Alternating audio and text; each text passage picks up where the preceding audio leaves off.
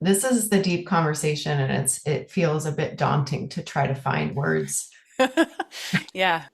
Everybody has shared really profound. Like, I'm in tears because we're connecting, because we are meant to be connected. Hey, friend, I want to share a little backstory. After one of our past panels during the after party, one of the women suggested we do a conversation about God, about source, spirit, whatever each call that greater mystery. And everyone in the room kind of lit up, and there was this collective yes. And around that same time, another panelist gave me feedback that stayed with me. And she said to go deeper. She said to ask the harder questions, invite even more authenticity, even if it gets a little uncomfortable. She wanted that uncomfortability to create that kind of revelation and that kind of dialogue. So this panel today was really born from those two invitations to talk about God and to go deeper. And before we begin, I just want to acknowledge something close to my heart. I have deep respect for all faiths, all spiritual paths, and all ways people connect with something beyond themselves. I know it's a privilege to speak this freely about spirituality and belief, and not everyone in the world has that freedom. And I never want to take that for granted. This conversation ended up being one of the most spiritual, raw, and intimate panels that we've had so far on The Authentic Creative.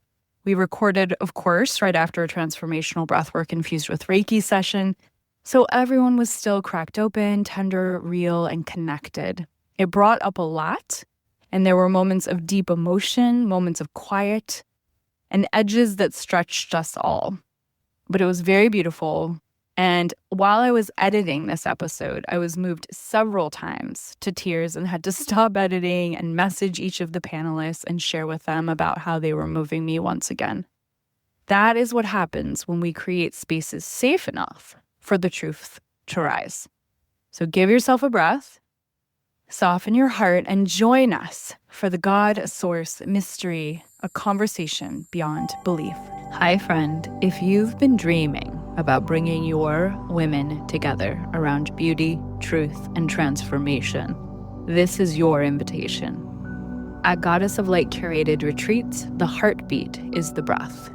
The sacred space we create is anchored in transformational breathwork, infused with Reiki, and organic homemade meals prepared with care, intention, and love. These retreats are designed to melt armor, restore nervous systems, and awaken the deep knowing that's been waiting just beneath the surface. I offer 3 powerful ways we can co-create. Drop-in facilitator. I join your retreat to lead one potent breathwork and Reiki session or ceremony. This is the perfect way to elevate an already beautiful gathering with deep energetic anchoring. Full weekend presence. I stay with your group throughout the retreat, offering guided breathwork, Reiki, meditations, energy support, and presence, woven into every part of the weekend, including cacao ceremonies. Full retreat facilitation and production. I create the entire retreat for you. The space, the chef, the rhythm, the healing, all of it, every aspect. You gather your women, I hold everything else. This is for leaders who want to nourish and be nourished. For those who know it's time to come together and want to do this with elegance and ease and soul, this is for you.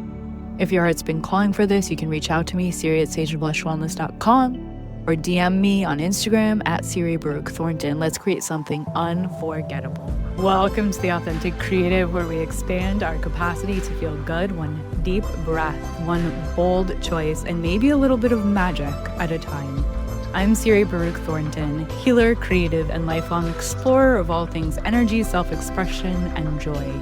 With over 26 years of experience in Reiki, Akashic Records, and transformational breathwork, I've learned that feeling good is not a luxury, it's a practice. And sometimes it's a little messy. This podcast is here to help you trust your intuition, break the rules, the ones that need breaking, and live more fully in your gifts. So give yourself a deep breath, get cozy, and let's dive in. So we're just coming out of our cocoon of love and support through the breathwork and the Reiki. We're still very much in it. Everyone's in this beautiful, open-hearted space where we've just released so much, and we've come together as not women with labels, but women as souls.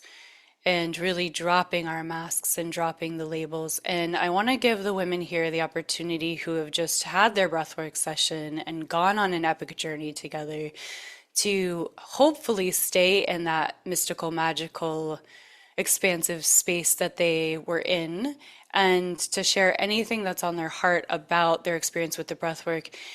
So, Megan, anything that you feel like sharing would be amazing about your process. Thank you so much. Yeah. This is the second time this week that I got to do this with you. So it's the most I've ever done it in a single week, which was interesting. Like I think my mind was like, I don't need this. Like I'm too busy. This is 2 times in a week. Like what? And then I was just like, no, you're lying down. That would be really crappy if you didn't do it. So just do it.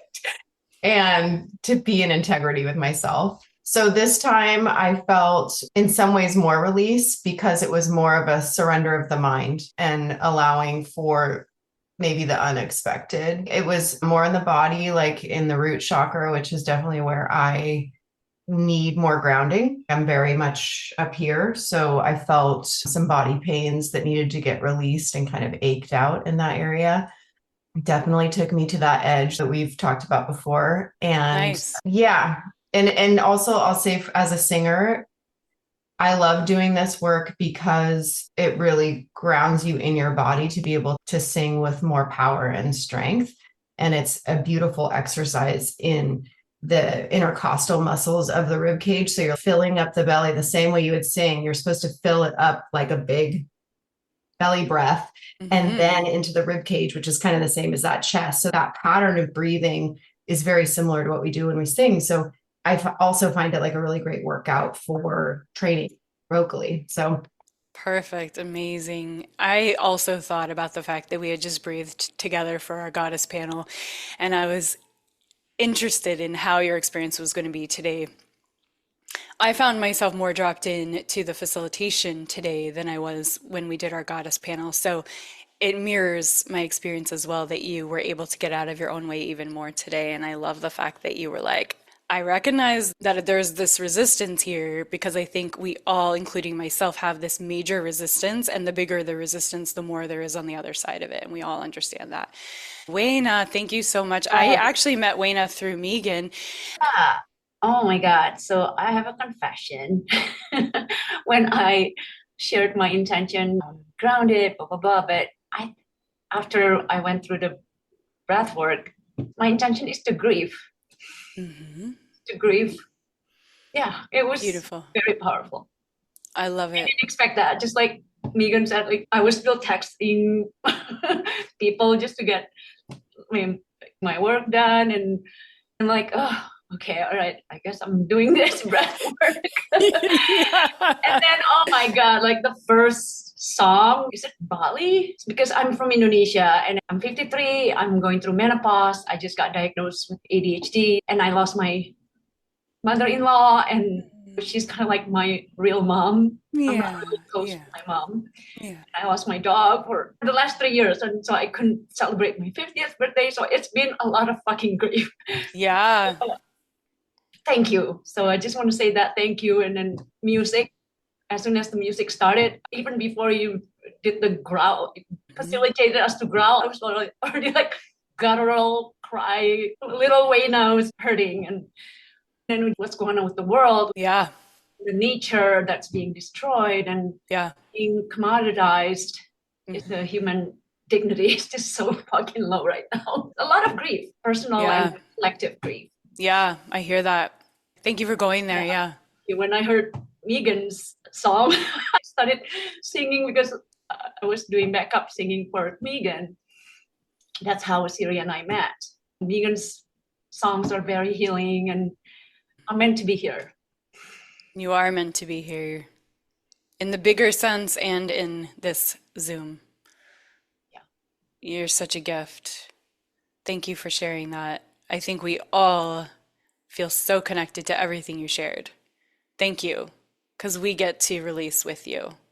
And it's so important to grieve, especially this time of year. Yeah, that's why I'm so passionate about helping people to connect with nature in deeper, tangible ways, to Yeah. talk about native plants and all that. Yeah, and I want to get into that more. Val, please share. Thank you so much. I came later, as you know. Yeah. As I enter, I thought I will be having to catch up with all of you. Yeah. I'm gonna have to catch up because I don't know where we are. I felt like you say something like, just commune with us. Yeah. And with an instant, I felt the presence of my sisters. Sorry, I'm calling you sister. We don't know each other yet, but it's okay. I felt the energy, and within minutes, I was in. Yeah. And I think this is very powerful. And that speaks a lot of how much all of us were actually into the breath work, right? Because I entered and it was instant. My body moved. I'm a shaman, so I find myself moving. And I realized I didn't close the camera. So I don't know, what was that look like? At one point I was like, oh shit. It looked Was I beautiful. elevated? Was I shaking? I forgot to put the camera off, but my body was shaking. I found myself circling. I found myself traveling. I found myself going to different spaces of exploring some of my. I have some people that I haven't seen for a long time. I found myself going there. Hmm. And it was very interesting. It's like it was a remembrance of reconnecting with them. Yeah. And I did not know that I needed that. Yeah. Know that it was needed at this time in my life. So Hmm. I find myself going there and reconnecting in an emotional, spiritual aspect with them, asking them, hey, how are you? Like, it was really profound Wow. and loving. And when I meditate, usually it's very quiet, but Hmm. the song, there was something about the song that I find myself elevated. I want to say thank you so much. It was the invitations and the welcome was instant. And I love that. I love how you dropped in. I love how you took the invitation and just went there. I saw you drop right in. And we can just drop right in at any moment, whether it's the breath work or something else, we can just come back. It's like I say in the breath work, it's not how many times we get lost, it's how many times we come back. So thank you for that. And I love the communing and communicating and having that conversation. So many people do that during the breath work, and I think that's just gorgeous. Thank you for sharing that. Leslie, I know you do a lot of nervous system regulation work, so this is your jam. Yeah, it was beautiful. Siri, you're a divine portal. That's all I really have to say. You're amazing, and how you facilitate and hold space. It was really beautiful. And something you said was, do you want to be predictable or mystical? And, life's the mystery. And that's why we're all here. And what a beautiful way that you're bringing us all together in such a divine, beautiful way. So thank you. You're so welcome. You're such a gift. Cheney, what was your experience? You are very much in the yoga studio and teaching breath, and what was that for you today? Yeah, with a fried nervous system from real estate. It was just so great, Siri. The veil is so thin right now. I just am so impacted by every space I'm in. Hmm. I can concur with all of you. I just dropped right in. It just goes to show the power of intention and the awareness of the spaces that we choose and who we sit with and breathe with and be alongside. I'm humbled by that thin veil, especially more now than ever. Also, you mentioned the same thing Leslie said. That was really moving. Do you want to be predictable or mystical? And another thing you said that sent that shock through my whole chakra system was it's not going to feel like you're in control when you Hmm. let the soul take over. Because I'm in this constant push pull of soul flow and then ego and Yeah, soul, and it's like yeah. I keep trusting the flow and the soul more and more each day, but the ego keeps wanting to pull me back and put me back in society's lane. It was powerful. My body is vibrating in the best ways. You guys are powerful. That was incredible. I should have done it sooner. And I know I've had an opportunity to. I texted Amanda Malarkey right when I got done and said, I just finally got to do breath work with Siri. Thank you Wow. all for being in that space. It was lovely. Mm, I'm so glad. I'm so, so glad you're Me here. too. Me And too. yeah, that's the human experience, the contrast of ego, spirit, ego, soul. Yeah, for sure. We all feel that. I guess that's how we get our reps in, how we get Yeah. better. Thank you, Cheney. Hannah, how's your experience in the UK It's across the pond? I'm all cozy. My blinds are closed. I've got my blanket on. When you said go out and get some sunlight, I was like, oh, damn. Or moonlight. Go get some moonlight. Yeah, yeah. It was beautiful. Thank you so much. Seriously. I had the whole spectrum of experiences. I fell asleep at the end. It was so beautiful, like Nice. proper sleep, like lucid dreaming asleep. When we started, there was this kind of, oh, do I have to breathe? Like my body actually just wanted to not breathe, which was so interesting. I was like, is this my default state? My intention was very much about capacity to feel good, capacity to feel not safe, capacity to expand, capacity to remember. And I really felt like I let myself go there. So I'm very grateful for the experience. Thank you. I love it. Wow. Thank you, Always back. Hannah. Yeah, Thank you. expanding our capacity. Mm. That's a beautiful thing. Robin. Series star. My heart is with you, Hannah and Wayna and Shani and Megan. I feel very connected to your experience and through you, Siri, and your facilitating. Two things that have happened as a direct result of this work that you do. This morning, my dad, who is a scientist, he's a surgical oncologist.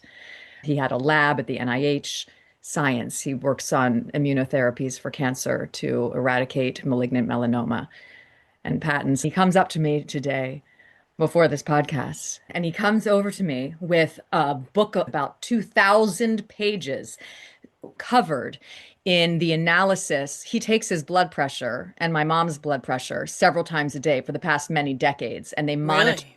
my mom's father and their fathers. They died because of high blood pressure and Mhm. didn't have cholesterol pills. Something that is easily solved today Mhm. took their lives. So he was showing me his heart rate in about 1,000 pages. And I said, oh my God, that's the most beautiful document I've ever seen of life itself on the written page. It was his pulse, his breath.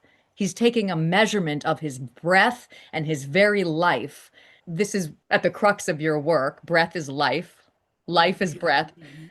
It starts and ends with that, literally. Our first breath in into the world and our last exhale out when we transcend. Mhm. When you drill down to the inhale and the exhale and what becomes possible when we expand our ability to receive and take in and absorb and be in the really of what's actually happening on all these levels.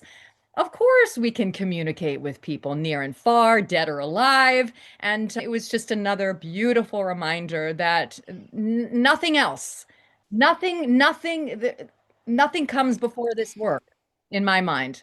And so thank you for continuing to share it on the level that you do. Not just share it, but on the level and with the depth and care and profundity and wisdom that you do. And I can't wait to have you in class with my students because as an acting teacher and at the studio, if I could, I would basically put them on the ground for 6 months before they ever picked up Shakespeare or Chekhov or any speech of anything anywhere and just get their lungs open so that they can expand the capacity to step into a role or a character and take on someone else's life. But before they do that, they got to clear out their own congestion, right? So please, if you will, come to class, teach these youngins how to breathe, and let's explode what they're able to do creatively through your work. Thank you, Siri, for having me. It's a Oh joy. my gosh, Robin.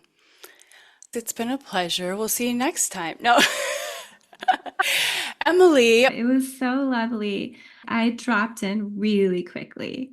That was the first time I've done breath work with you. You know, Siri, how much I think the world of you and your light. And I have goosebumps right now. Like it felt so connected and it just felt like combined, like we were all in this together with the same positive intention. And it felt really, really good. It felt Mm. refreshing. I feel a little wobbly, but in a Mhm. good way, you know? Yeah. Yeah, I think that wobbly feeling, Emily, is perfect because I feel that too. Yeah. And what I decided today about that wobbly feeling Yeah. is that it's the old me and the new me going, who am I now? Yeah. and not quite knowing. And that's exactly what we're going to be talking about. Yeah.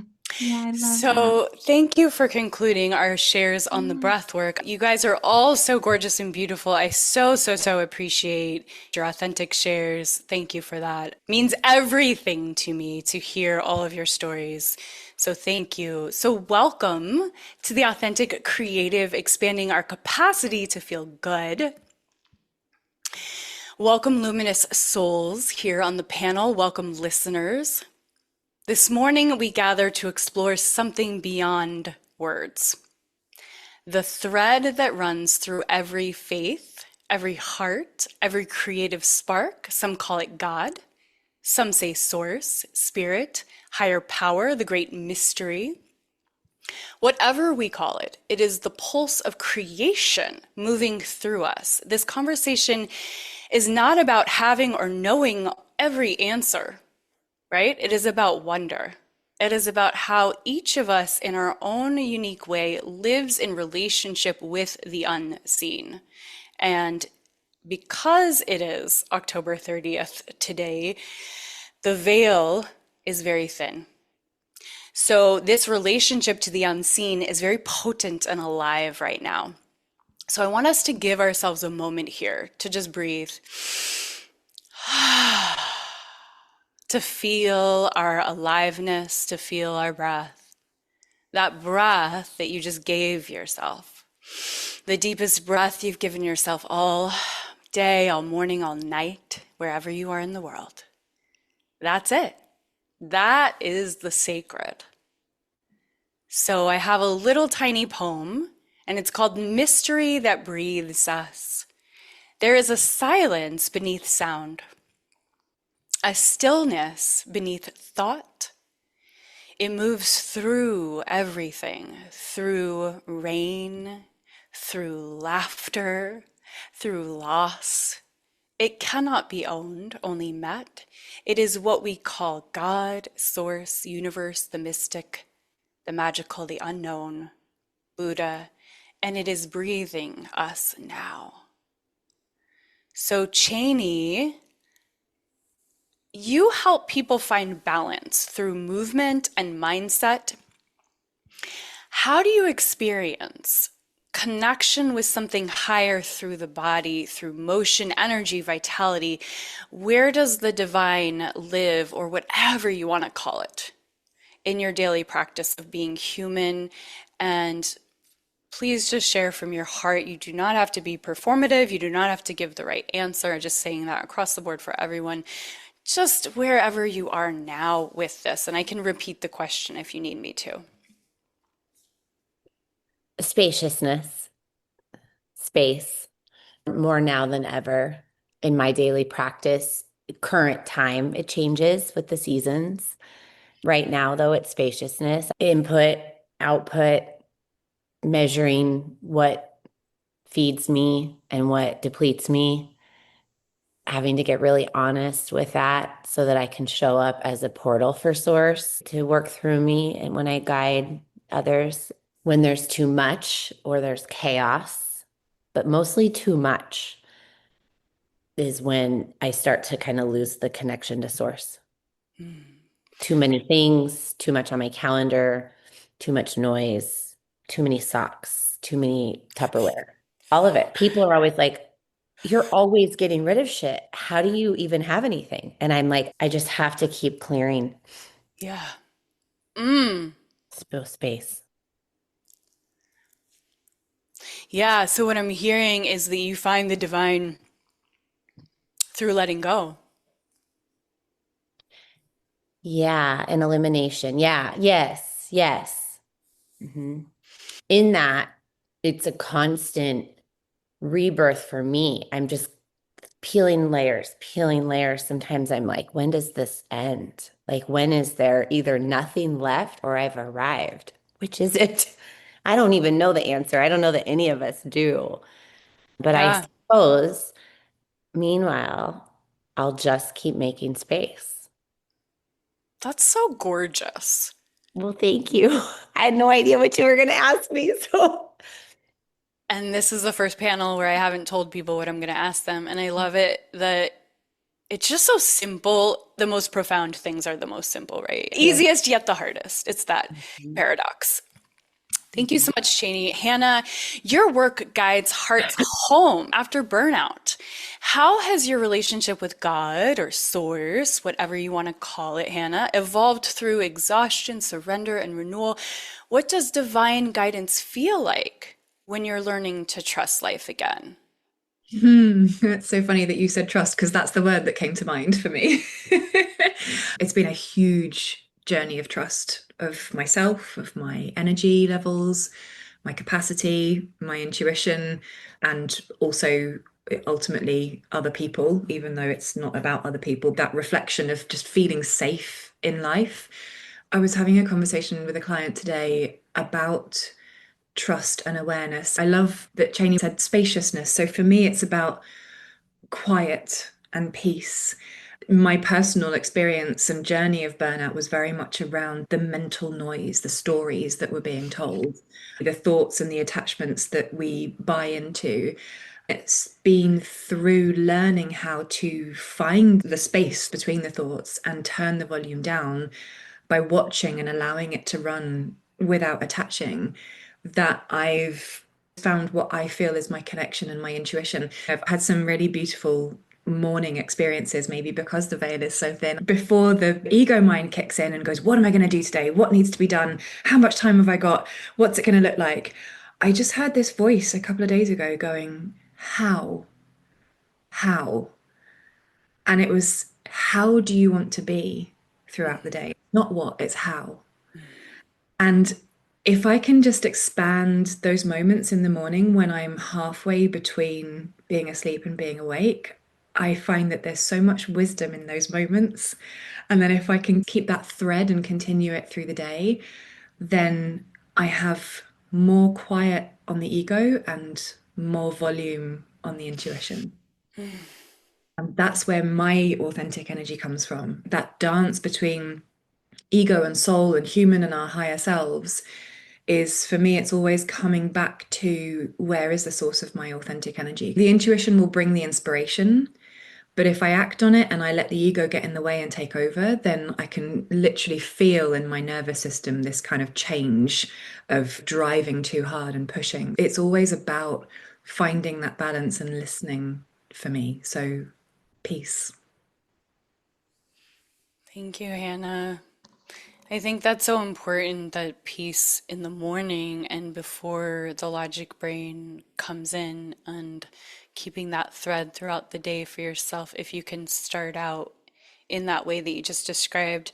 And if you have a kid like you do and he's home and you don't get that peace, how do you come back to that space?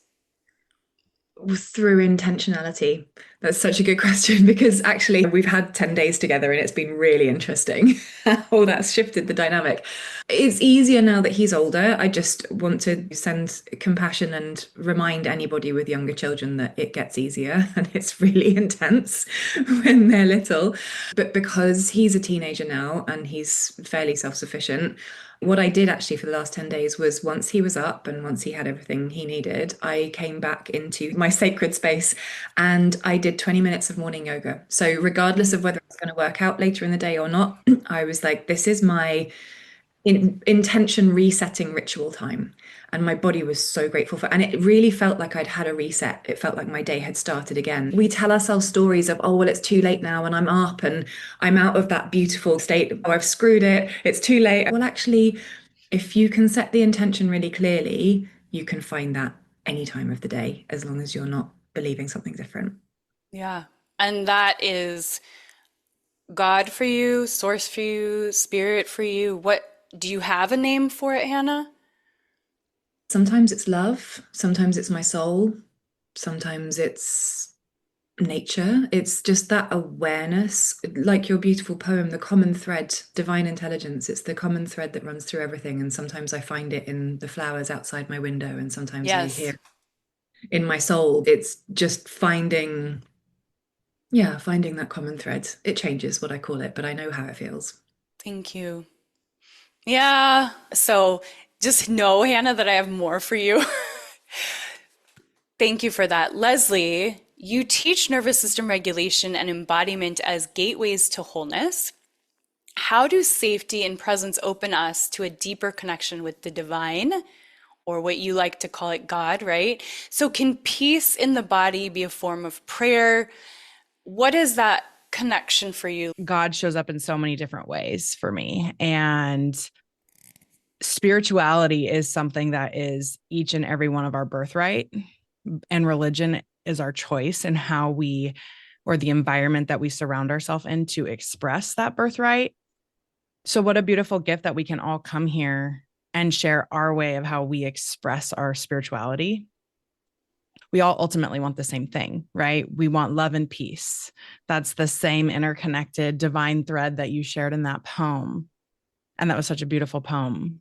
For me, it's been this metanoia, this transformational experience. I am waiting on my certification to be a trauma-informed coach, a somatic coach. So I have learned so much in this work of safety and trust and feeling safe. There are a lot of survival patterns that put us in fear mode, and we want to self-protect and self-promote ourselves from either feeling something that might be uncomfortable, or feeling, if it's a survival pattern from childhood, or anything that can cause our belief system to get misfired or ruptured, basically. All we want to do is belong, and our true identity is wrapped up in belonging. And that over time can get masks and layers put onto it. In this process, in this somatic work and the breath, I'm a biblically grounded person. I refer to scripture for everything. And so seeing the different even languages that the Bible, even the word has 3 different meanings in Greek. It's the literal word, it's an experience, or it is the living breath, the living word of God. Just with that, one word can mean 3 different things. And for me, it's experiential. I receive God a lot of experiences, a lot of these things you can't really even put words to. So with this process, I've really been pulling back those masks and those layers or those beliefs that are hardwired in me from childhood or from, again, these survival patterns, and going back to God to trust, to feel that safety, to feel that groundedness. And for me, it's nature a lot of the time, putting my feet in the grass and being out in his creation. What a gift, especially right now. The fall colors are so beautiful where I live, and it's showing off, like these beautiful trees are about ready to just burst with these colors. It's how he wants to communicate to each of us differently. And all our job is to do is to receive it, as hard as that is in the conditioned world we live in. We're taught to perform and hustle and do, and that's not how it was intended at all. The Christian community, we typically focus on the wrong behavior. We have to get to the root of that wrong behavior. And what is that? That is a wrong belief about God. We tend to lead with fear, guilt, and shame in religion, or getting to go to church or whatever it might be, when God is love. God is joy. God is abundant. There's 2 worldviews, and only one is true. And there's the worldview of interconnectedness, this oneness, this divine wholeness that we are all a part of. And then there's the scarcity worldview, which is what our day-to-day operates in. And what you led us through was leading us closer to that veil, leading us closer to that divine interconnectedness, that wholeness. That's the goal here. That's what I do with somatic work, rewiring these beliefs that are misfired in our body from these survival patterns, and finding that trust and safety in God, and getting to the root of how he really feels about us and how he truly wants to just be in relationship with us. That's all he wants. It's an open heart posture. It's not a conditional love like we might have been taught as children or in our upbringing or whatever it might be. And healed people help heal other people. I'm just so grateful to be along this ride with you, and inviting people to look at the divine synchronicities, whether that's a license plate driving by you that might say something, or that you got to reconnect with an old friend in a coffee shop. That's not just coincidence, it's divine connection and that interconnected worldview. The thing that's so interesting, Leslie, is you and I had a conversation about Christianity and God and religion and spirituality. And we were talking about how can we talk about God and spirituality, and have different ways of speaking, like you're talking about word having three different meanings, have different ways of speaking, but still respect and come into a space of common humanity and ground. When I hear people say God as in he, this, he, that, he, this, he, that, I get triggered because I feel like it's a personification. It's like an image of a guy in the sky. It feels controlling. It feels masculine. It doesn't feel good. And I also simultaneously am envious of people that have this deep, rich, visceral experience of God in the way you describe it. And I'm like, ooh, I kind of wish I had that very specific, because it kind of works out for people. Like it feels like it really works out for them. And it's not my orientation. So Robin was actually the one who suggested we have this conversation about God. Beautiful. I want to give you an opportunity to respond to that. That's so beautiful. Yeah. And what a divine opportunity to have this connection and invitation for you to. I just listened to a book actually called Theology of the Womb, and how God being a creator and how women actually have this we have divine masculine and divine feminine, but how we have so many similarities that actual masculine men do not have with our creator, with being a woman, with becoming mothers, with creativity in our womb space, whether it is an actual child or just birthing a business or creating something into life, the way we shed blood through that process. It was a really eye-opening book of how much beautiful relationship just women have. And like God created woman for man, but also to create, right? He created us to create. God is the breath of life. He blew breath into Adam's nostril and created life like that. It was done like that. So it's just really, and when you breathe out of your mouth, it's inhale, exhale. It sounds like Yahweh, which is the Hebrew name for God. There's just so many interconnected, to look at it on that way, like interconnectedness versus separation, because there are these two worldviews, and our 3D world that we live in is very much in a separated worldview. And I couldn't come to this conversation saying, Siri, you're wrong. That's not how we're going to solve the world's problems here. We need to actually have more of these kind of conversations. You know, we need to sit and listen and honor and respect and love each other, regardless of our differences, because that's what life is about. Our trauma is an opportunity to receive a new life, to receive new life from God, to hear from him, how he wants to turn our pain into purpose, how he wants to move through us. He's around us all he's in nature. He's in the sky. He's in the spaciousness, the universe. It's everywhere. It's just such a beautiful lens to look through at how God truly wants to be in relationship with us and how he truly loves us. Yeah, I think it's beautiful the way that you speak about God and your relationship to God. And I have such a vastly different orientation. And I respect so much your deep faith and your deep relationship in the way that you see the world and God. That's why I wanted to have this conversation, is so we can go like, ooh, isn't that interesting? Isn't that fascinating? I love this. And yet I'm different, and yet we're the same. And we all bleed, and we all cry, and we all die, and we're all reborn. And maybe some people don't believe we're reborn. So that's interesting too. So, well, let's continue the conversation. I feel like we need 10 hours.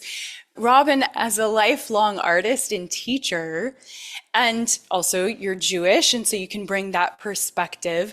Do you feel creativity itself is a dialogue with God? And again, I'm going to keep saying whatever you want to call it. How does spirit, how does divine, whatever you relate to, show up for you in your art, in your expression, in your story? And also, you can just continue the conversation. I mean, that's the planned question, but you can continue the conversation that Leslie and I were just having.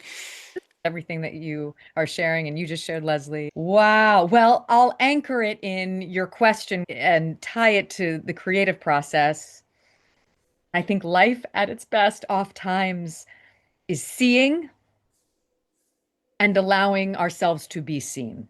I think that's a holy exchange. I think it's at the root of good acting, where you're not just looking, but you're really seeing the person in front of you. And you're not just listening, but you're really hearing with your whole body what's being said. Intimacy, into me, I see you. Intimacy, into me, I go into me, I see you. That's what intimacy is, whether that's on stage with a scene partner or with your actual partner in relationship. And it's all, again, goes back to the breath, right? How do I start to go inside so that I can connect to other, which I define as a holy experience? I think intimacy with other is a godlike gift. Robin, do you see each human as being a piece of God, as an expression of God? Of You wanted that. to talk about God, I so did. Okay, here tell it me is. Here it is. more. Tell Here me it is. more. Here it is.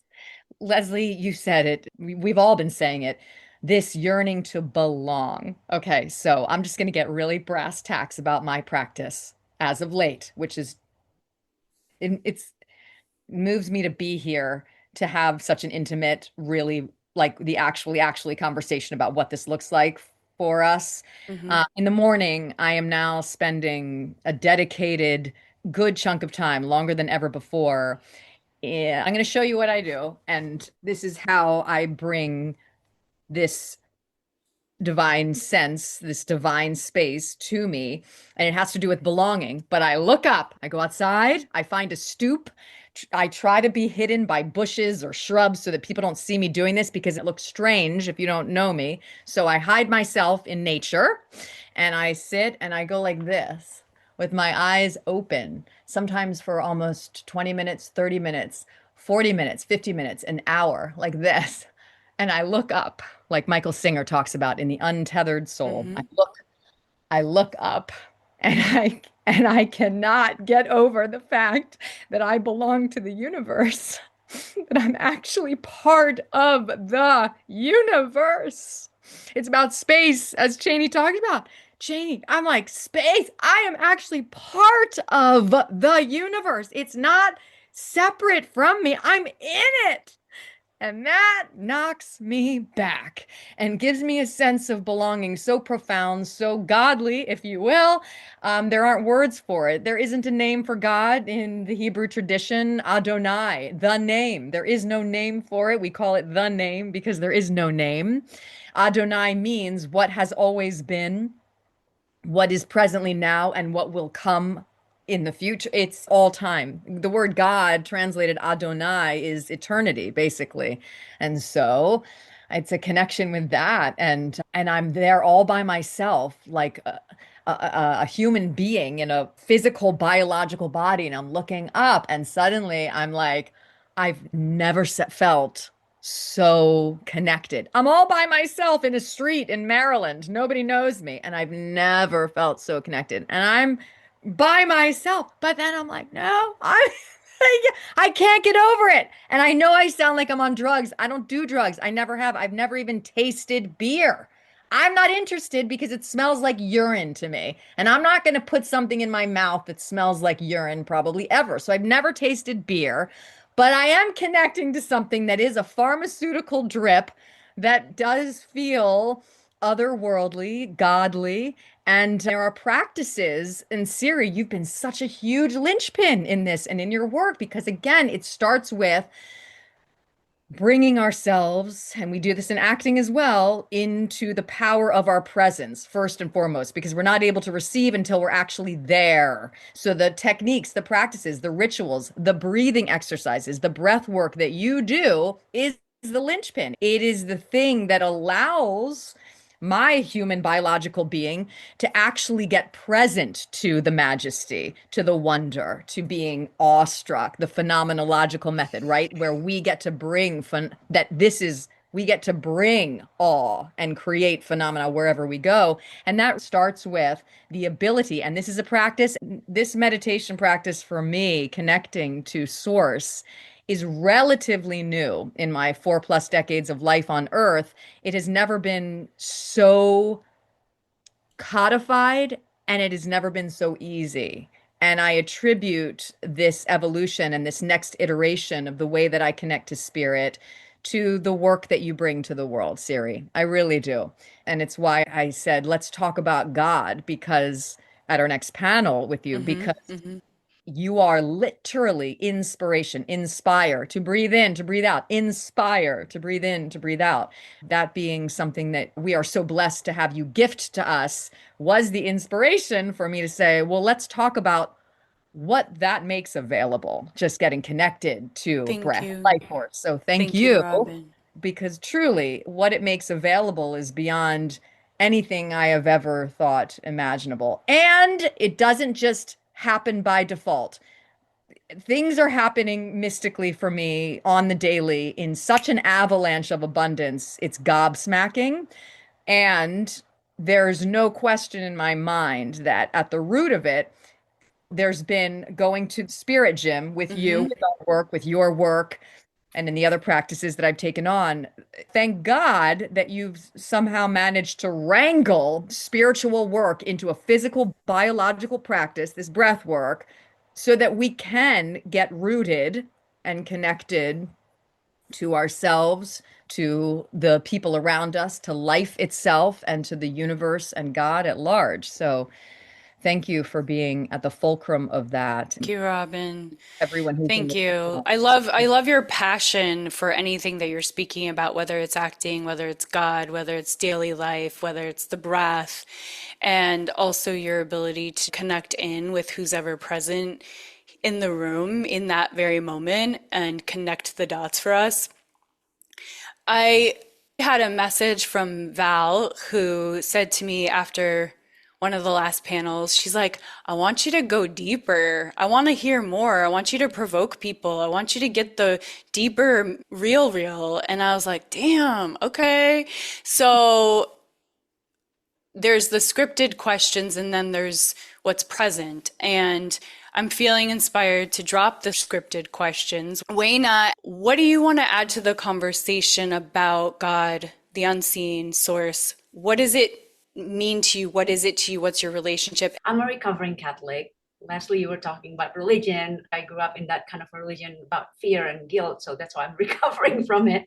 So I found nature. Everything is like the universe is leading. I feel like I'm always trenching my own path to find my purpose. So when I learned about native plants, I've been all my life inclined into nature. So nature is my God. Yeah. I found nature as my God in my 40s. Mm-hmm. And then when I found nature in a deeper, meaningful way through learning about native plants, it's what gave me purpose. Because I feel like nature, I always see nature as the principle, the guidelines. I see the parallel between nature and our own life. I always come back to nature when I'm feeling messy. And then in nature, we found mess. When you go hiking, do you see nature as mess or as beauty? So I see our mess as beauty, as part of it. Well, that right there will change my whole life. Wow.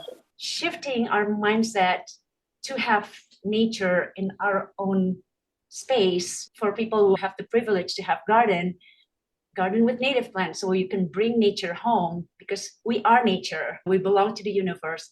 We are nature deep down. We have this innate connection. So the more I learn about native plants, the plants that have been here for over thousands of years, have been co-evolving with our habitat.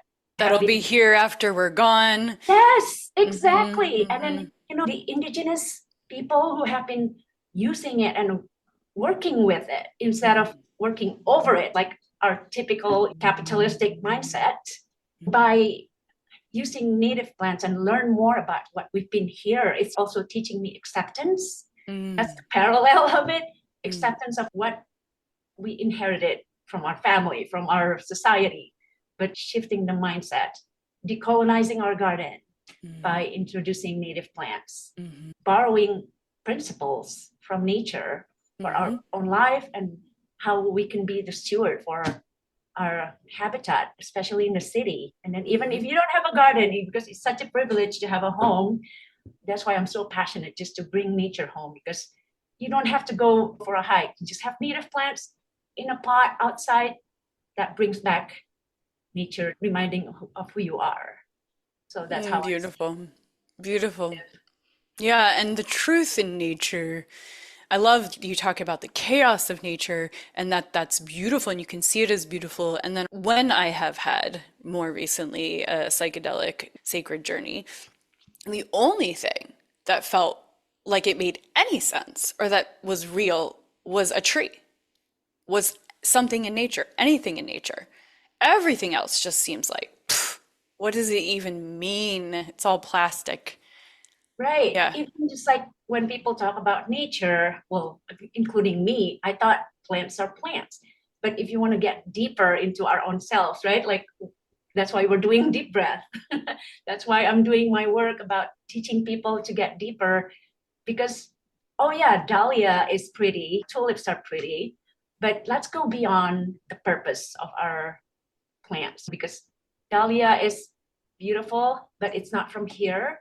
And then it's okay to have that. But our society is just like the beauty on the surface, but not Getting deeper, to the root. inner beauty. Yeah. So Yeah. with native plants, that I also see the beauty with purpose instead of just being pretty. So Yeah. my background is graphic design, and then everything happens to look pretty. So nature really taught me to shift my mindset to what beauty means in a deeper and more meaningful, ecological, and historically.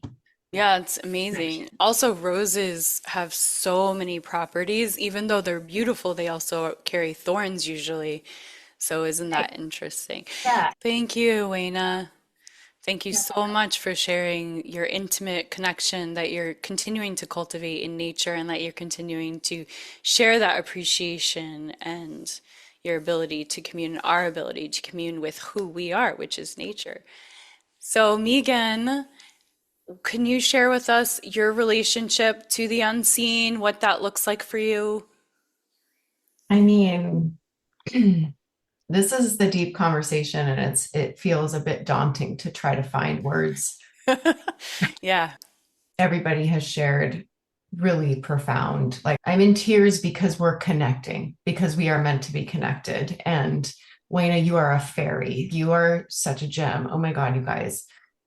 If you could even just experience it in the flesh, it's amazing. And she was meant to do that. And I think that that's what it is. It's a coming home to yourself and getting more and more and more aligned in your life with who you really are meant to be in your true authenticity, which for me as an artist is what this chapter of my life has been all about. And it's about shedding all of the how many numbers of streams and how many fans do you have and what are your record sales and how many shows do you have booked, and it's really gotten stripped all the way down to the core essence of who I am as a creative soul and what I'm actually here to do as a channel of source, love, God, all of the things that we all are. We're all that channel, that beacon of light for other people, and you all have been that for me today. So thank you. I could just start crying and be done. When I started my coming home to self, it was all about self-love because I didn't feel that I didn't have the self-worth. And self-love really does come down to your relationship with God and source and love and the universe. It's knowing that you were born worthy and that your life is on purpose and that you were meant to be here and trusting that. And self-love was is my spirituality. And then just all the beautiful synchronicities, like you said, Robin. I mean, it's like somebody asked me, like, where do you see it? I'm like, I can't even write them all down. It's like all the time. Yeah. And how gorgeous and what a gift this is to live this life and be able to witness those on a daily experience. And now in my practice of creativity and art, it's these guided meditations that I've been creating with my own voice. And this feels like the most authentic version of myself I've ever tapped into. And it's tricky because it's not like a song that I'm releasing. And I have, as Wayna knows, built these incredible shows and bands with like the most talented people around me. And I can't even believe they say yes half the time. And there I am just trying to like muster up the courage to be on stage and go through 40 years of unraveling the stories of not being worthy enough in front of everybody. And now it's stripped all the way down to like, but what is it when it's not trying to accomplish an image of success as an artist? And what is it at that stage? And that's what this chapter is about for me. So it's like sound healing frequencies woven with my own voice. It feels like the angels that I hear that I came from are coming through me. I can't even explain it. It's profound to me. And it's my practice right now is creating those recordings, sharing them, and then I listen to them. I truly do. I don't just create this stuff and put it out. This is my spiritual practice, is to listen to these things and feel so aligned. It just cuts right through all the noise. All the chatter's gone and you're just locked in and you're like, I'm home. I got it. I'm fully taken care of. And I'm so loved into life. So yeah. Oh, Megan. Thank you for honoring Wayna, and thank you for sharing so authentically. And I totally relate because I listen to my own breathwork audios, and that is, I know exactly what I need. So that brings me right there to where I need to be, just like you said. But the angels, that description, I'm like, oh my gosh, I have to listen to this. Standing on stage, and it's interesting that the work that we do is the very thing that we need to overcome, isn't it? Yeah. Yeah, like that was a lot of ego, being on stage. I was confronting my ego. And now I get to be in this chapter where it shifts from trying to prove something to yourself and prove something to the world to being like, this is so much bigger than me. Right. Yeah, and it's the continual coming back to that because it'll get right in there if you let it. Yeah. And like Robin said, when you're really aligned to the universe, to God, to source, to love, that's your best performance. Yeah. Right. That's when your truest form of creation and sharing and being locked in like that in alignment. Yeah. Leslie just said, light workers unite. And it's fascinating because, gosh, there's so many names and words for how we see our work here in the world. And yeah, I do completely believe that we are goddesses of light, as you know, and warriors of light and light workers, spectrums of light. Celeste, please share with us. I am very interested in particular about Buddhism from you because you and I practice the same Buddhism. And you're such an expert. Don't say you're not, because you are. Okay. Just please share with us about Buddhism, would you? Oh, Siri, thank you so much. I'm so at awe with every single one of you. And I'm just feeling so happy that we're connected this way. Everything that every person said, I can feel the essence. And I can see how also in our own practice, Siri Buddhism, it just encompasses every piece of everything. We're part of the Soka Gakkai community that we practice with, and our ritual is chanting Nam Myoho Renge Kyo. And even the name of the sutra, Lotus Sutra, has to do with nature, right, Wayna? And the Lotus Sutra has this beautiful concept that it seeds and bloom at the same time, simultaneously. And it comes from the mud. So that shares this idea that even in the midst of chaos, the mud and mess, what we said earlier, right? We all bloom beautifully like the lotus and lotus flower. And the lotus flower seeds and flower at the same time to remind us that every single time we make a cause, it can change the trajectory of our lives, right? And I'm only an expert, Siri, because I've experienced so much in life. I feel like my life is the body of my learning. And that's what makes me so connected to what I practice and what I want to share. And what we were talking about earlier with being in the ego, the non-healthy part of us that feels separate, is actually part of the concept of nine consciousness. And the seventh consciousness is where we feel the self-identity that is separate from people. And then the deepest part of us, the most profound part of us, which what I think Robin mentioned earlier, is that we are part of the universe, the oneness with the universe. That's what we call in Buddhism, Buddha nature, our divine nature. And that's the part that we're connecting with, whether it's through nature, music, chanting for us, meditation, breath work that Siri beautifully led us to just connect inside. That's the part of us that through Nam-myoho Renge Kyo chanting, I connect every day to that source. And that source is one with the universe, the mystic law, which some people call God, universe. And this is just the life force that is the thread through all of our lives. And when I'm in that state of Buddhahood, which is enlightenment, really enlightenment and being in the Buddha state is not just like floating in the air up in the mountains, but in reality, we have this life state that is infinite wisdom, profound compassion, and this fearlessness, this courage. It's all endowed in us, and we awaken that. And then when we awaken that, we live from this passionate energy, like how Robin exhibited earlier. And every single one of you, when you spoke, I can feel that energy, that life force that comes, just is awakened. And then from that lens, that Buddha lens, we see life and we interact with life. And this harmony, right? That is the flow of life, is the state that we all want to be in. And what Leslie said too, we all want the same thing. And so we have this saying also in Buddhism that when we enter the Buddha state, it is like we're entering this palace inside of us, the treasure tower inside of us. And that is the state of the greatest happiness.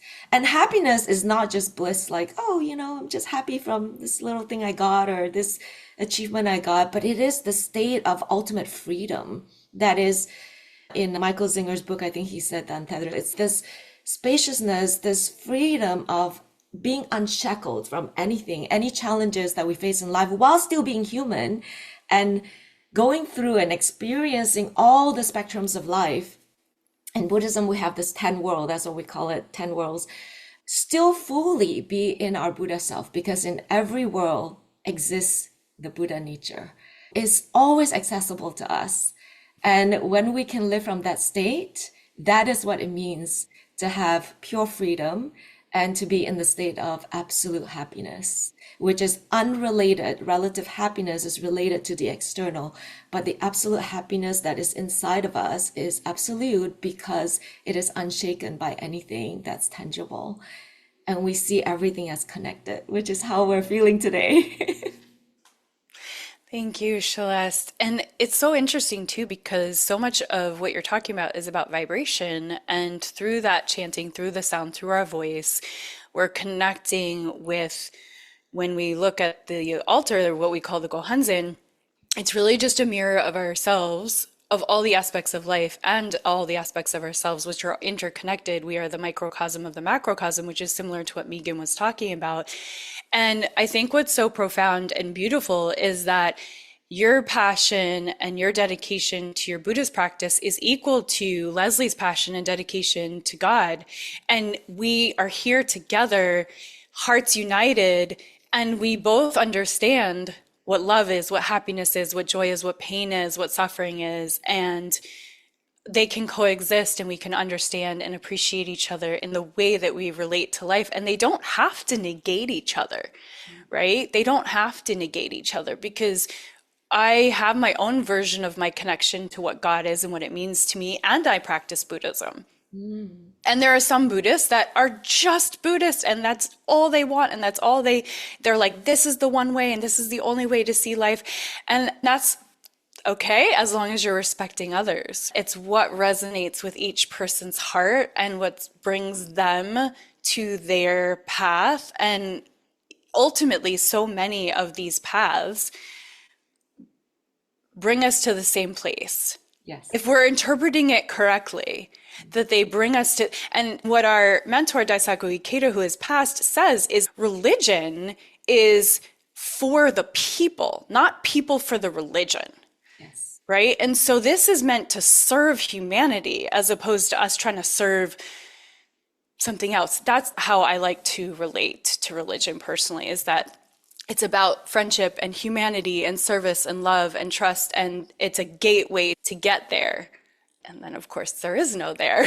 There's Yes, just and here. There's just here. so beautifully said. And can I just share one additional thing that I feel is such a easy misconception for people about Buddhism, which is the earthly desires, right? There are other sects of Buddhism that maybe has to renounce earthly desires. In the Lotus Sutra, which is the final teachings of Shakyamuni Buddha, and Nichiren Daishonin, who is a 13th century monk who reformed, brought back this essential teaching of Shakyamuni Buddha, talks about how earthly desires lead to enlightenment. Yes. So the point that you said, we don't have to negate that, because we do live in a world where we need this motivation as human beings to be our best version. So the earthly desires are like the spark, right, in the fire that brings us to want to connect, to want to be a part of this oneness, and then to want to feel this expanse of life, your beautiful name for your podcast, expanding the capacity to feel good, this expansiveness that we want to be part of. It sometimes with human nature, it's easy to just be okay, comfortable with where we are.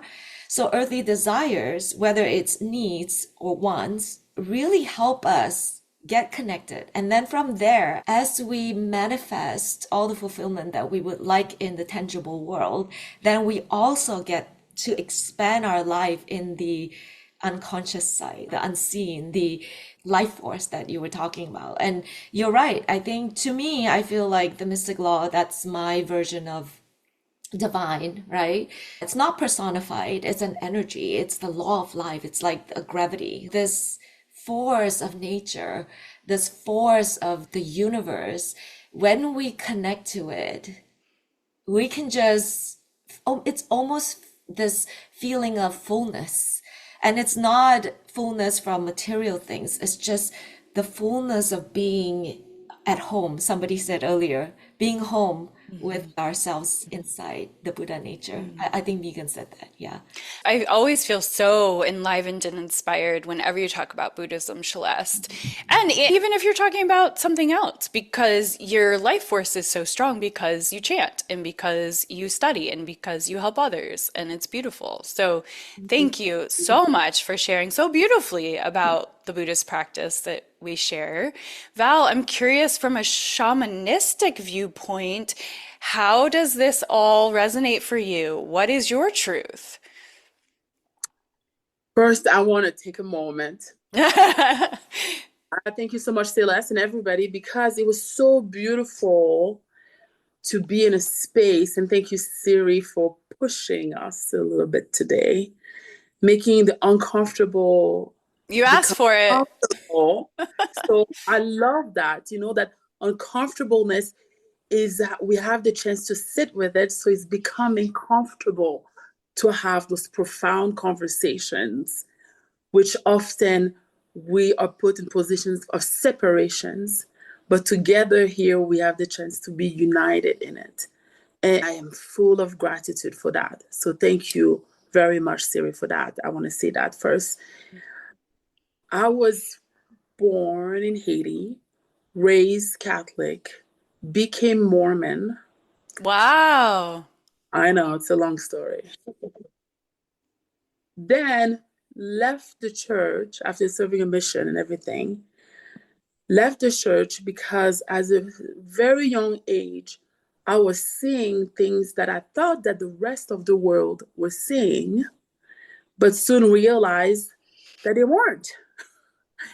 And I had to make peace with it, because different perspective with different religion, it is seen as the devil or bad things to see the other side of this veil.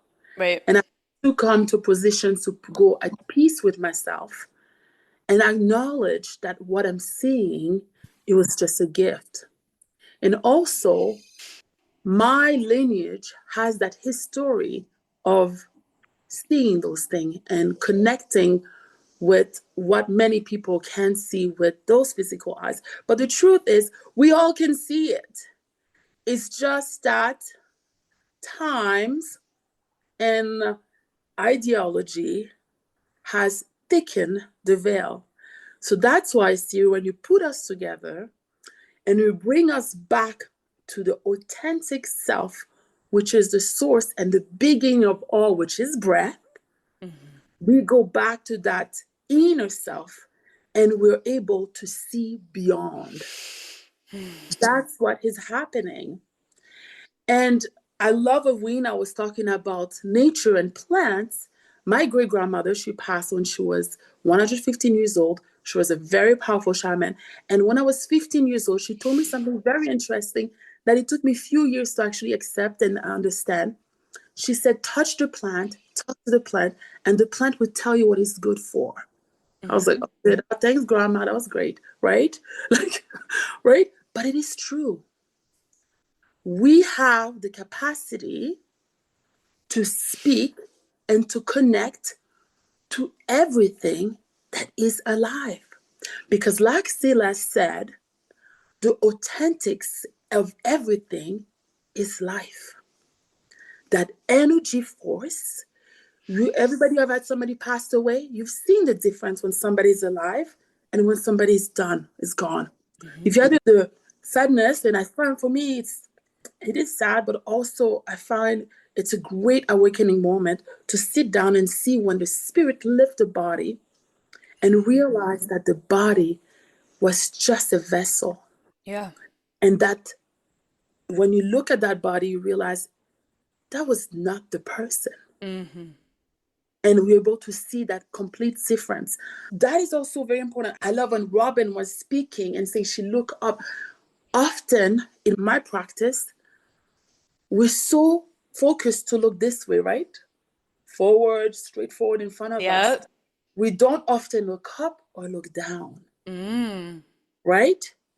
Look up, and when you look at nighttime, it's my favorite time, and I look at the stars, and I see how freaking small I am. But in the same time, as much as I feel as small, I also know that every element that is up there, it's also within me.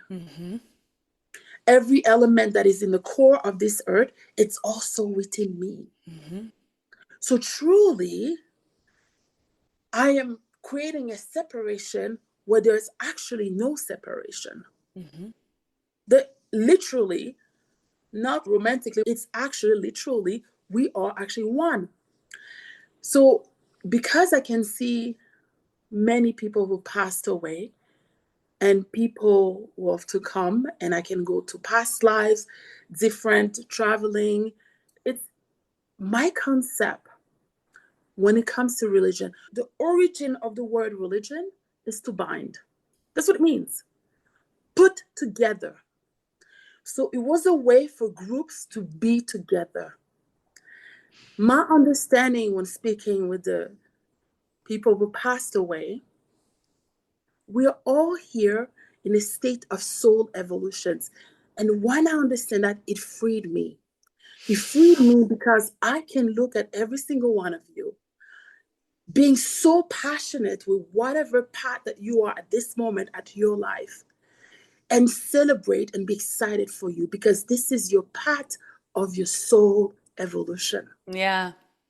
This is where you're at this moment. And I'm not taking that I'm better than you and this person is better than you. Not at all. You are in that state of evolution. And then when you're going to come back, because honestly, it's a knowing for me that we will come back. Energy cannot be destroyed. Energy. It's energy. Right? It's impossible. As we are coming back for the next stage of evolutions, we will also be in a moment to receive what we need at this moment to evolve. When we are feeling unhappy, uneven, or even when some passed away, they're still struggling, it's because at that moment, we went against what truly was within ourselves. We forgot what we are. One of my favorite quotes, because let's just say, because I went in some different religion, I've read the Torah, the Bible, the Quran, the Bhagavad Gita, the Buddhist. I went to the mosque. I went to the Sicily Chapel. I went to so many because I wanted to sit there. And I'm going to tell you something. In all those countries, the place that I sat down, I was still able to feel spirit and the essence of the energy. And guess what? It feels the same. It is as beautiful, as powerful. You can make miracle with a prayer. You can make a miracle by chanting. You can create miracle by breathing. What makes the difference is the intent Yeah. within yourself. Yeah. And as intent and you connect with the space that is provided for us, you can actually do anything. Create everything. And also destroy everything. We love to think we all had for the positive, but guys, both are necessary for the growth. Both are necessary for the evolution of our soul. Both are necessary. As much as I love having great conversation with those that's passed away and other different beings, when I walk and I can touch the tree and the tree, I feel the energy of the tree and I have a moment with it, I'm still amazed how much beautiful, we was talking about beauty, how beautiful this life is and how beautiful and how fortunate that we are to be able to connect. The world is losing its mind, it seems right now. The chaos seems like, oh, what the fuck is going on? Oh, sorry. You can swear. And yes. Everything is like falling apart. Everything is going out of control. It seems like in a chaos, but go within yourself, listen to intuitions, and guess what you're going to see? They're actually an order.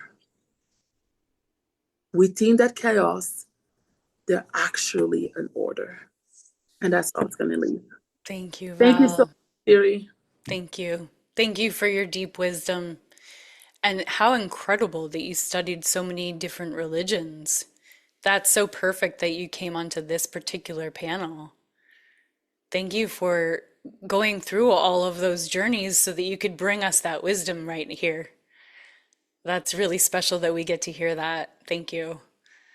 I do want to give Hannah an opportunity if she has 30 seconds of anything she wants to say, only because I just feel like there's something more you might need to say.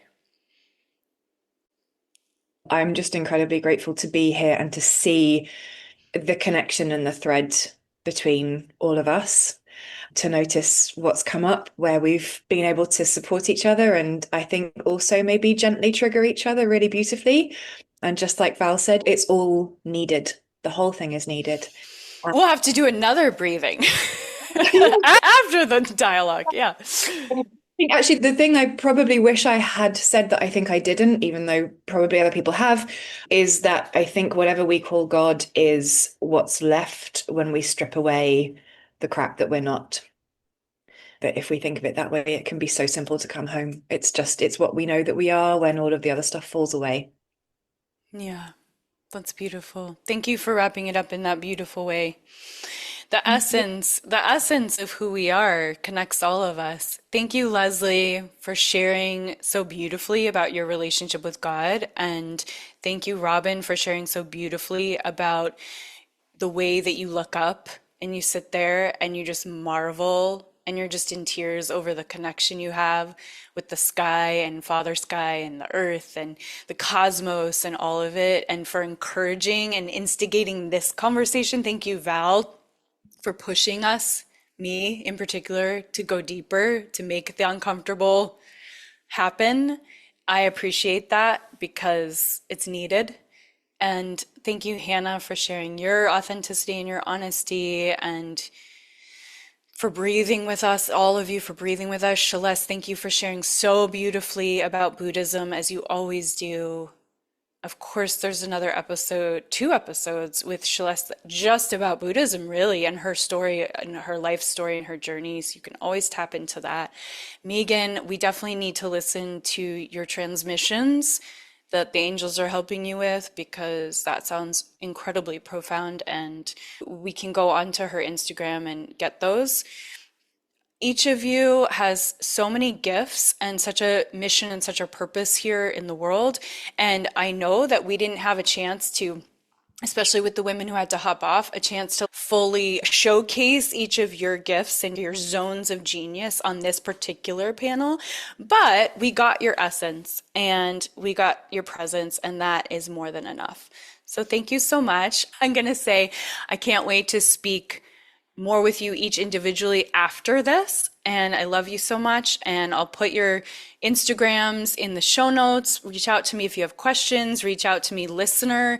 If you have anything that resonated or triggered you and you want to talk about it, you can reach out specifically with deep respect and love. Reach out specifically to any of the women on the panel. You'll have their information in the show notes. And please go ahead and tap into any of the previous episodes of the podcast. We have some Goddess of Light retreats coming up in Mount Hood Village, Oregon, that Megan and I are going to be facilitating with a few other goddesses, where we can do this kind of work where we tap in, we breathe. Megan sings to us. We're in the forest. We're going to cold plunge potentially in the river for those brave souls. We're going to commune around the fire. We're going to have Reiki, receive Reiki. We're going to have the medicine and the nutrition of Marne from Bastion's incredible food. And there's going to be sound baths to put us to bed. It's going to be beyond and above. And please come. I would just adore having each of you there. It would mean the world to me to have you there. So there's March 15th to the 18th. There's May 3rd to the 7th. There's October 4th to the 7th. I believe those are the dates, but there'll be a link in the show notes. Love you guys. Keep expanding your capacity to feel good. However you do that, however you connect, one breath at a time. Loving you. Bye for now. Wow, I am still feeling the energy of that dialogue. Each of us sharing something special to us, something intimate to us, remembering that whether we call it God, source, universe, love, nature, spirit, there is something that connects all of us beneath the language. We talked about how the divine shows up through the body, the breath, the nervous system, how safety itself can become a form of prayer. We explored how burnout and grief can actually lead us home. We remembered that creativity can be communion, that music and sound and nature are living languages of God. And maybe most importantly, we saw that mystery isn't something to solve, it's something to honor. This was our deepest panel yet. It stretched us, softened us, and reminded us that love, in all its forms, is the thread running through every story, every faith, every breath. If this conversation moved something in you, give yourself a moment to be with it. Let it integrate. Maybe step outside, put your feet on the earth, give yourself a slow breath, and notice the mystery breathing you. And if you're feeling called to go deeper into this kind of work, to heal your nervous system, to release old patterns, and open to more peace and purpose, I highly recommend my 10-session private transformational breathwork, infused with Reiki package. It is the most powerful way I know to clear trauma and expand what's possible in every area of your life. You can learn more through the link in the show notes or sageandblushwellness.com. Thank you for being here. Thank you for listening with an open heart. Keep expanding your capacity to feel good, one breath at a time. Do you ever feel like you're pouring out for everyone else while your own well runs dry? Do you long for a space where you can stop performing, stop managing, stop holding it all together, and simply be held? That is what the Goddess of Light retreats are for. For 3 nights on the banks of the Sandy River at Mount Hood, you're invited to lay it all down, to breathe deeply, to let the noise fall away, and to remember the part of you that's radiant, whole, and free. You'll be nourished by Chef Marne and the Bastion team with meals that feel like medicine. You'll be opened through sound and Reiki with Dawn's healing vibrations. You'll be moved to tears by the music of Lola Christine and Megan Sky. You'll be held in ceremony, breathwork, sisterhood, and laughter that remind you what it feels like to come alive again with me. This is not just a little getaway. This is a homecoming, a chance to release the exhaustion, the self-doubt, the constant doing, and to walk away anchored in joy, confidence, and a circle of women who sees you. Upcoming dates, March 15th to 18th, 2026, May 3rd to the 6th, and October 4th to the 7th, 2026. Spaces are limited because the circle is intimate by design. If your heart is whispering yes, answer it. Reserve your place. Link in the show notes. Come home to yourself. Come be a part of the light. Today's conversation stirred something in you. Here are a few ways we can go deeper together. So the Authentic Creative Podcast, where you are now, make sure that you're subscribed so you don't miss more conversations like this. And if you loved this one, share it with a friend who needs to hear it. Goddess of Light Retreats, sacred gatherings in Mount Hood Village, Oregon, along the Sandy River, where we step away from the noise and remember ourselves through breathwork, Reiki-infused ceremony, sisterhood, nourishment. You can explore upcoming retreats, link in the show notes, or go onto Instagram at Siri Burke Thornton. Find me, email me, however you want to do it. Let's get on a conversation about that. One-on-one work for private Reiki, breathwork, Akashic sessions where we can go right into your unique medicine. You can connect with me directly. And then coming soon, Zoom community. This is going to be a low-cost circle for breathwork, cacao, spiritual tools, soul-deep connection from anywhere in the world. So you can reply to this, reach out to me once again. Thank you for being here, for listening, for expanding your capacity to feel good alongside me. I'm sending you love, and I can't wait to connect again soon. Loving you.